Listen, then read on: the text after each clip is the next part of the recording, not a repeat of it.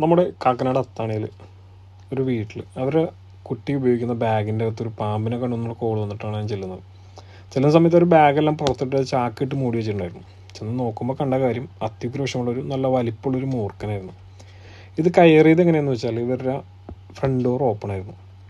ഈ കഴിഞ്ഞ ദിവസം ഈ കുട്ടി ക്ലാസ് കഴിഞ്ഞ് വന്നിട്ട് ഈ ബാഗ് ഡോറിൻ്റെ തൊട്ടടുത്ത് ആണ് വെച്ചിരുന്നത്. പാമ്പ് പുറത്തുനിന്ന് പാമ്പ് കണ്ട ബാഗിൻ്റെ അകത്തുള്ള ഹോളാണ്. അതായത് ആദ്യത്തെ സിബ് തുറന്നിടക്കായിരുന്നു. ഇതിൻ്റെ അകത്ത് ബാഗ് കയറിയിരുന്നു.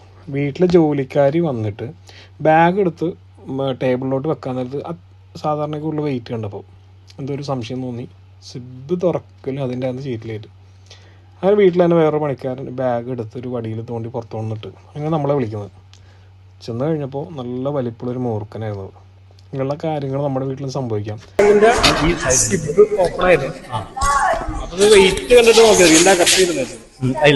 ഞാൻ വല്ലൊരു കോലുകൊണ്ട് തോട്ടി ഇവിടെ കൊണ്ടുവച്ച് അവിടെ വെച്ച് ഇവിടെ വെച്ച്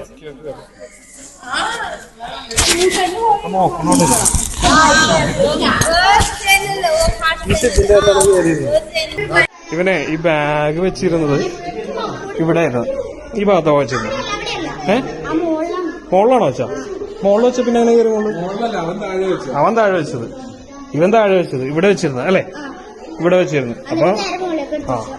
അപ്പൊ പാമ്പ് ഇതിലേക്ക് കയറിയിട്ട് ഇതിലേക്ക് കയറി വന്ന് നോക്കിയപ്പോ കണ്ട സ്ഥലം നേരെ അതിന്റെ അകത്ത് കയറിയിരുന്നു. വാതില് തുറന്നിടരുത്, പക്ഷെ ഉണ്ട് അത്.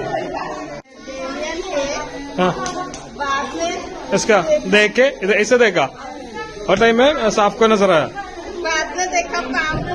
पाम्बू है। फेसबुक इंस्टाग्राम आएगा. അതായത് ഇവര് എനിക്കറിയാമെന്ന് വിചാരിക്കാറുണ്ട്.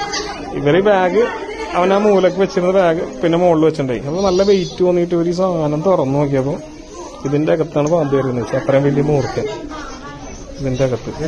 നമ്മുടെ പരിപാടി വേണ്ടിട്ടുണ്ട്, ആളവിടെ സേഫ് ആയിട്ടുണ്ട്. എല്ലാം ഓക്കെ.